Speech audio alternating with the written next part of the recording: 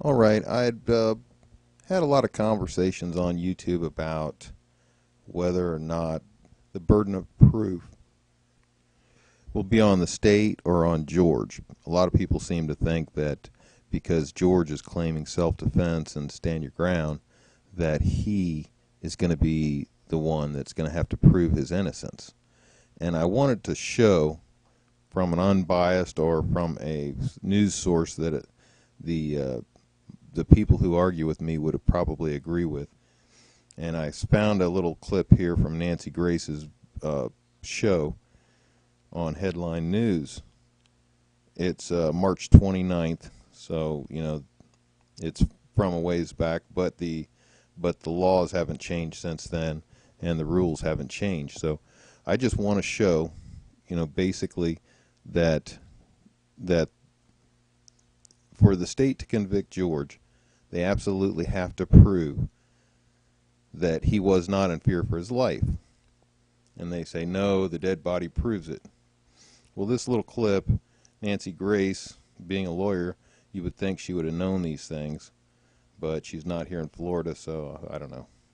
Anyhow, I'm going to show you this clip, and this guy's going to tell you what the law is, and we'll go from there.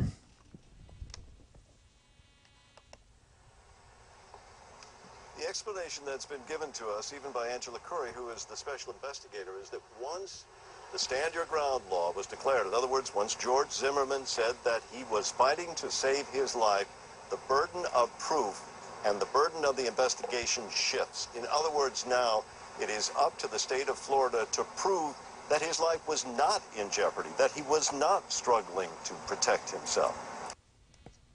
So, for you people that don't understand that rule and that law, it's real important that you understand it.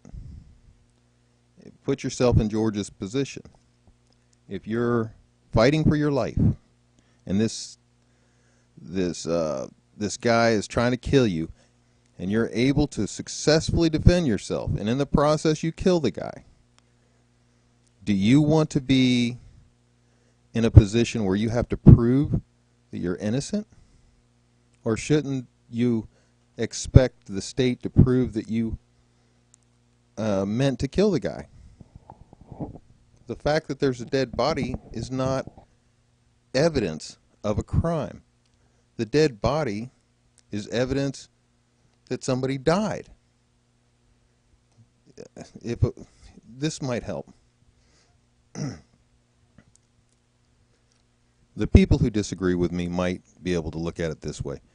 If a woman is being raped and the rapist doesn't have a gun, doesn't have a knife, she doesn't have any suggestion he's going to kill her, but she doesn't know, is she in fear for her life while he's raping her?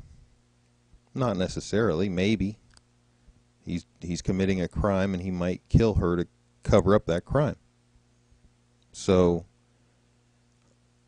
that's one way to look at it, But she is being raped. If she has a gun or access to a gun, she knows she can get it. She knows where it is. It's right here beside her, and the rapist doesn't know. Maybe she was in bed sleeping. He jumped in bed. He's raping her. She's got the gun under the pillow. Would you say that she should be arrested? And this is a question I want to pose to you guys. Should she be arrested and prove her innocence? Or should we accept her word here in Florida, understand your ground?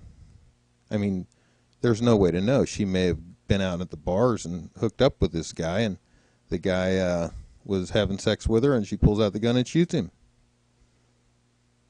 There's no way to know. The only witnesses we have are her, because he's dead. So you tell me, what do we do in those cases?